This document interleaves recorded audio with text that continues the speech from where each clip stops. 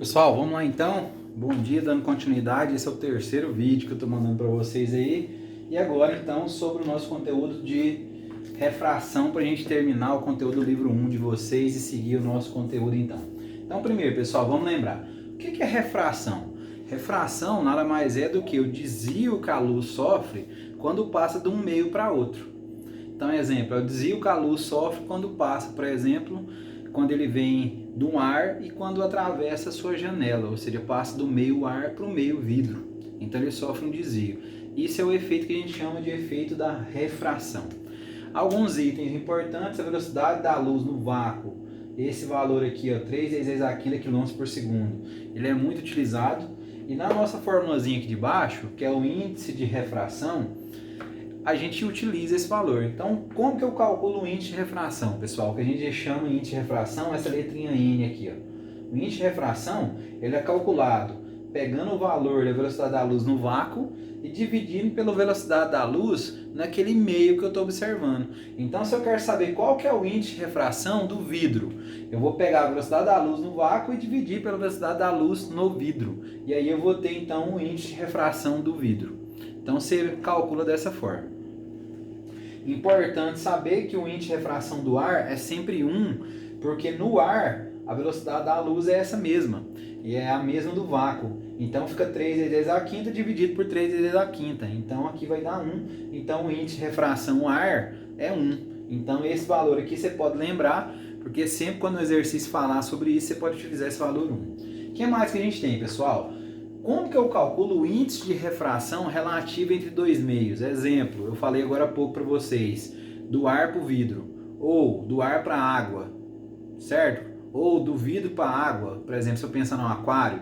Então, como que eu penso nesse caso? Para saber o índice de refração do meio 1 em relação ao meio 2, é só eu pegar então o índice de refração do meio 1 dividir pelo índice de refração do meio 2.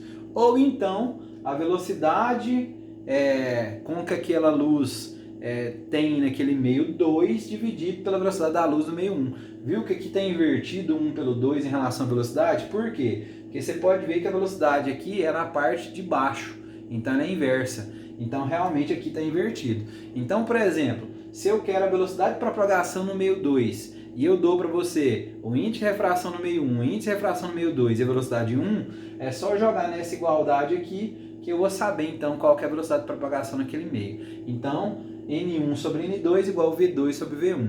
Ou seja, índice de refração 1 dividido pelo índice de refração 2 é igual a velocidade 2 dividido por velocidade 1. Beleza?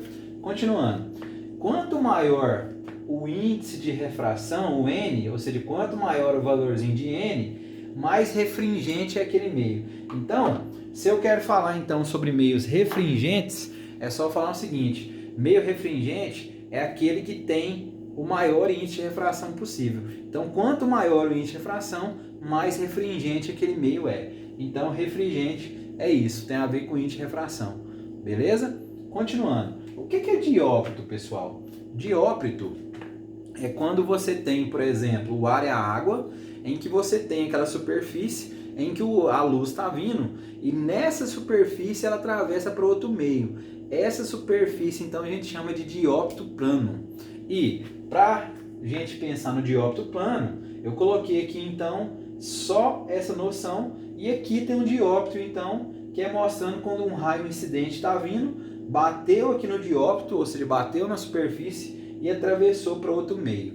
E aí a gente tem duas leis de refração. A primeira lei fala o seguinte: a normal, o raio incidente, o raio refratado, meio 1, meio 2... e os índices de refração, tudo estão no mesmo plano, ou seja, fazem parte do mesmo plano, estão no mesmo plano. E a segunda lei fala o seguinte: o índice de refração em produto com seno do ângulo do meio 1, ou seja, feito aqui no meio 1, por exemplo, esse ângulo aqui, tem que ser igual o índice de refração do meio 2 vezes o seno do ângulo 2. Tá? Então isso daqui é uma formulazinha, que é a segunda lei, e é uma fórmula muito utilizada, em que é N1 vezes seno do ângulo 1 igual a N2 vezes seno do ângulo 2, formado aqui embaixo, em relação a esse meio, em relação ao raio que está sendo incidente e refletido. Então é seno do ângulo incidente, e aqui no 2 é o seno do ângulo refletido, refratado, que agora é refração, beleza? Continuando, algumas observações. Como eu tenho isso aqui, então vai ser da seguinte forma, a gente falou que a refração ele sempre sofre um desvio, né? Então da seguinte forma, se o N1, ou seja, o meio 1, for menos refringente que o meio 2, ou seja, se o N1 for menor do que o N2, ou seja, for menos refringente, esse raio refratado, ele vai se aproximar da normal. Então, exemplo, aqui eu tenho a normal, aqui eu tenho um raio que está chegando aqui nessa superfície. Se esse meio aqui de cima, ó, se esse meio que está aqui em cima é mais refringente do que esse meio aqui de baixo, então, como o raio estava vindo aqui, o raio daqui agora vai se aproximar da normal. Então ele vai ficar mais próximo da normal. Então se o índice 1 é menor do que o índice 2, ou seja, o índice 1 do meio 1 é menos refringente do que o 2, ele se aproxima da normal.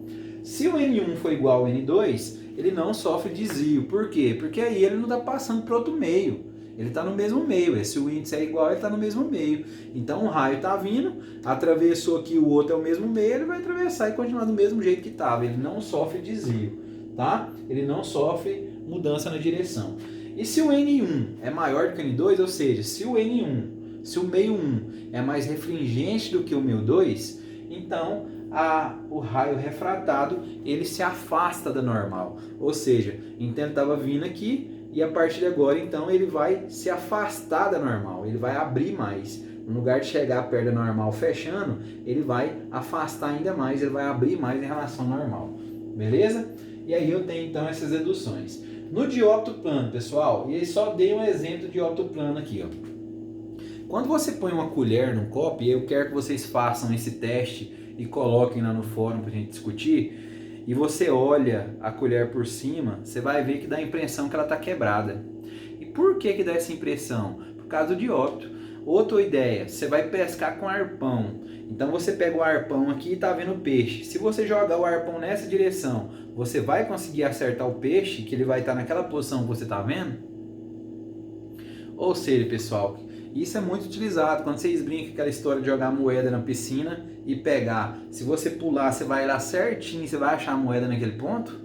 Por que acontece isso, pessoal? Seguinte, quando a luz vem, então aqui eu estou dando um exemplo, ó, um objeto está nessa posição aqui, e quando a luz então ela chega aqui, bate, pegou nesse objeto e refrate no seu olho, você pode ver que ele sofre um desvio gigantesco. Então o seu olho que está vendo a posição aqui, ou seja, ele está enxergando a imagem nessa posição, e na realidade o objeto está nessa posição aqui, ó. Então o dióptro plano falando para você o seguinte, aquela ideia ali é a mesma. Então, por exemplo, se o observador está no meio e o objeto está no outro meio, então você vai olhar se ele é menos refringente, mais refringente, e olhar se ele está aproximando ou ele está afastando da normal. E aí você vai ter uma noção se ele está mais próximo ou se ele está mais separado da normal. E aí a gente tem da seguinte forma, lembra lá do espelho esférico que a gente tinha o P e o P'linha, que o P era a distância do objeto até o espelho e o P'linha da imagem até o espelho? Aqui é a mesma coisa, o P'linha é a distância da imagem até a superfície e o P é a distância do objeto até a superfície. E então tem essa formulazinha, P sobre P'linha é igual a N sobre N'. N é o índice onde o objeto se encontra. E N' é o índice onde o observador se encontra. Cuidado que o observador pode estar fora, mas ele também pode estar dentro olhando para fora. Exemplo, eu estou dentro da piscina e quero acertar uma fruta que está na árvore. Você também vai ver de forma equivocada. Tá? Então, normalmente, quando o observador está olhando para dentro da piscina, ele vai ver o objeto normalmente mais raso do que está. E ao contrário, quando ele olha para fora, que ele está dentro da piscina e olha para fora, ele vê o objeto numa posição mais afastada do que está. Mas aí vocês vão descobrir isso daí fazendo os cálculos. Então a gente tem essa formulazinha aqui que pode ser utilizada nos dióptros planos para saber em relação à posição que se encontra. Exemplo disso daqui, pessoal, eu falo assim para vocês, ó. Eu tenho uma piscina que tem tantos azulejos aqui, então eu estou dando para vocês, por exemplo, qual que é a distância que o objeto se encontra, e aí eu dou qual que é o índice do ar e da água, e peço para você calcular em que posição eu estou observando aquele objeto que estaria a tantos azulejos. E aí você calcula então por essa distância. é um exemplo de aplicação disso daqui. E para terminar, a gente tem as lâminas de faces paralelas, que é quando você tem uma lâmina, por exemplo, uma barra de vidro, e aí você vê então, a luz está vindo, quando chega aqui ele vai sofrer um desvio na lâmina, e quando atravessa a lâmina ele volta a ser o que era antes. Então ele passa do meio 1 para o meio 2 e depois volta para o meio 1 de novo. Então aqui eu tenho vários itens. Eu tenho um ângulo de incidência, eu tenho um ângulo de reflexão, que é esse aqui dentro, e eu tenho a espessura dessa lâmina. E aí eu quero saber o seguinte, qual que é o desvio que esse raio meu sofreu quando ele passou por essa lâmina? Esse desvio a gente chama de desvio lateral, que é essa letrinha D aqui. E para calcular ele eu pego a espessura da lâmina vezes o seno do ângulo I menos o ângulo R, tá vendo aqui? Incidência menos refratado, sobre o cosseno do ângulo refratado. Isso também é uma fórmula e ela é utilizada então quando ele pede para você calcular desvio lateral. Esse é o nosso conteúdo, pessoal, de refração. Exercícios para vocês fazerem para a próxima semana. Página 410 e 411 do livro. Então façam o exercício e a gente vai se ver então brevemente. Fiquem na santa paz de Deus. Esse é o último mesmo, é o terceiro vídeo que vocês estão vendo, mas é o último. E a explicação do conteúdo então da próxima semana para a gente corrigir exercício. Fiquem na paz e com isso daqui o nosso livro 1 também está encerrado. Abraço e fiquem na santa paz de Deus. Tamo junto, física na veia.